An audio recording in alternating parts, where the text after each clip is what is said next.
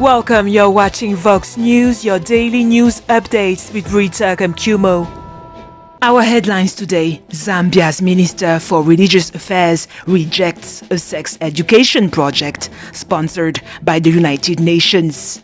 The Economic Community of West African States is likely to lift sanctions on Mali by the end of the week.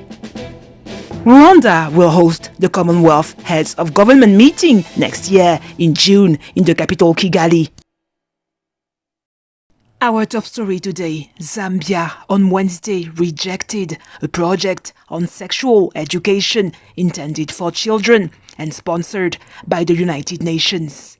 The Minister for Religious Affairs, Govt, argued that Zambia is a Christian country that will strive on protecting and upholding its Christian heritage.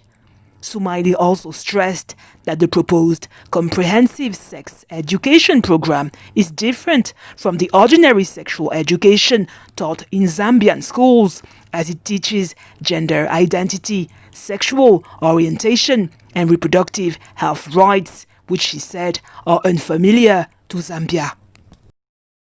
In Mali, a delegation from the Economic Community of West African States, headed by Nigeria's former president, Goodluck Jonathan, returned to the country on Wednesday to attend the inauguration of interim President Bandao.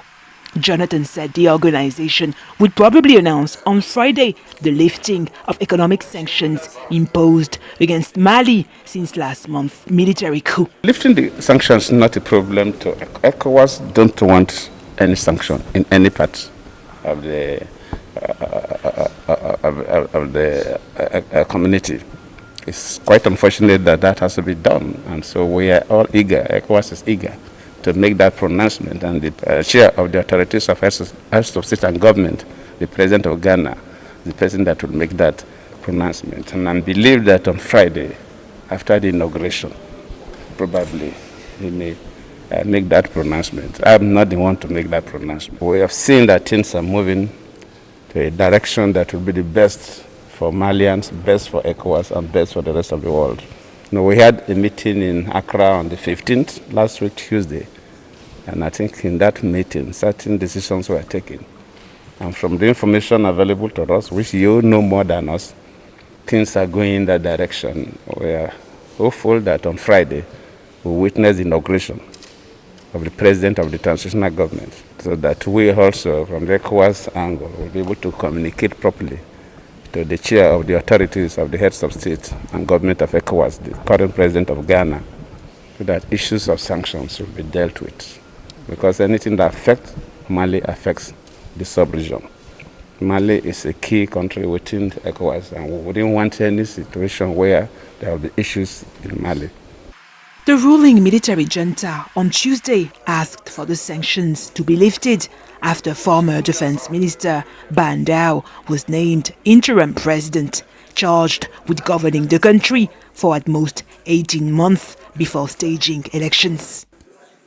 In neighboring Guinea, the Economic Community of West African States on Wednesday approved the voters' list for the presidential election set for the 18th of October.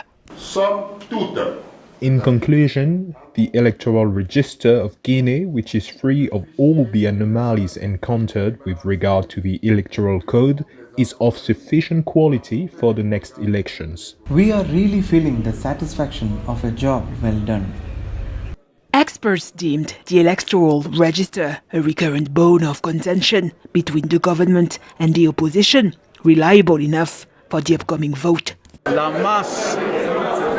The mass of potential voters registered during the last exceptional revision looked like a hypertrophy of the file which was in favor of someone. But after the work of ECOWAS experts and statistical tests, which are carried out with a threshold of agreement around 42% between the electoral file and the population census, I dare tell you that the file has been decompressed.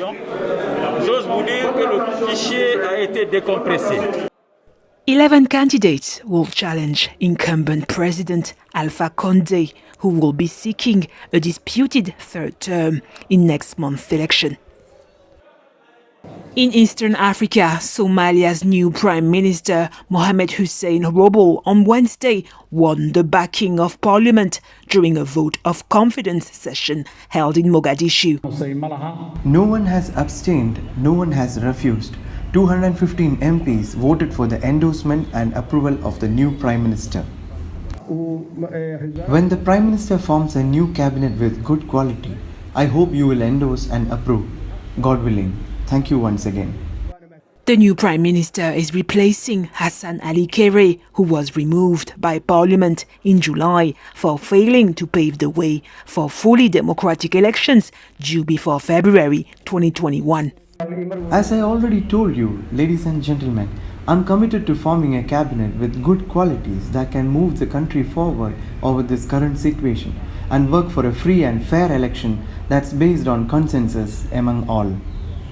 Hussein Roble's appointment came shortly after Somalia's President Mohamed Abdullahi Mohamed negotiated a deal with regional leaders for the staging of elections next year without the one person, one vote rule.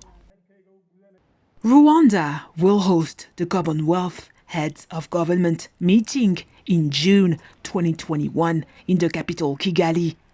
President Paul Kagame on Wednesday announced the new date for the summit, which was to take place in June this year, but was postponed due to the coronavirus pandemic.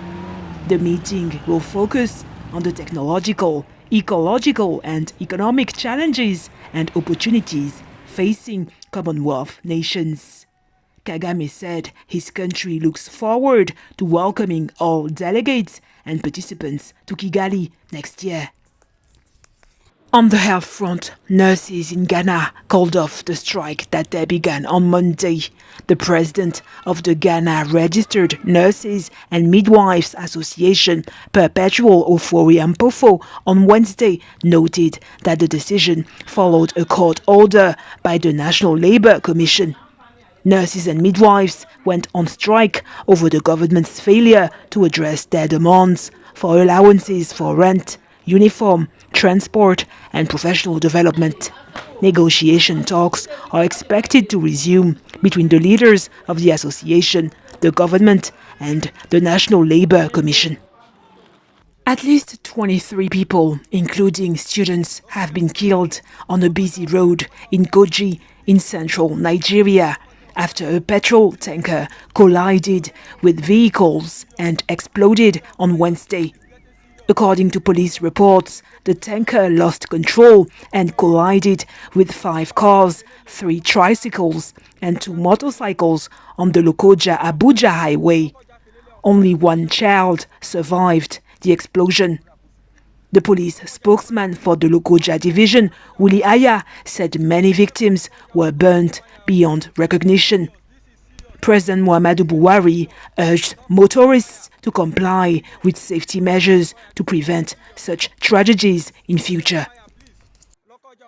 In Central Africa, the president of the Democratic Republic of Congo, Félix Tshisekedi, is determined to put an end to the massacres of civilians in the Ituri province in the northeast of the country.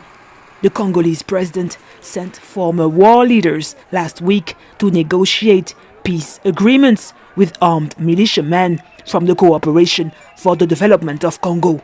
The president sent us here to seek peace, to ask that Codeco, the armed branch in Djubu, in the north of Ituri, cease exactions and hostilities. The political military group is blamed for the massacre of hundreds of civilians since December 2017. They agree first of all with the appeal of the president. You will see that the discussion was long, but in the end they agreed that from one moment to the next, as soon as the head of states is going to respond to their specifications, or to their integration into the army or the police or to community reintegration, everything will be fine. Ganjulin Gabu, a religious leader from the Cooperation for the Development of Congo militia, shared his viewpoint on the matter. We are fighting because of the violence of the armed forces of the Democratic Republic of the Congo. Pregnant women are stopped on the roads. they are raped with impunity and the government says nothing. I asked the Hema, traditional rivals of Codeco, to stop attacking people on the roads. If they don't, we will continue the war. Over 1,000 civilians have been killed since December 2017, according to the United Nations, while the International Crisis Group reports that the killings have forced 500,000 people to flee their homes. On the international scene in Britain, a venue dedicated to arts and entertainment in the city of Bristol has been renamed after the statue of 17th century slave trader Edward Colston was toppled during anti-racism protests earlier this year. The Bristol Music Trust said on Wednesday that after extensive consultation with local people, they have decided that the Colston Hall will now be called the Bristol Beacon. The venue, which is currently undergoing a massive refurbishment, was built over a century ago after Colston's demise. Bristol poet Vanessa Kisuli, who unveiled the new name in a poem, said the Bristol Beacon will be a symbol of hope and community.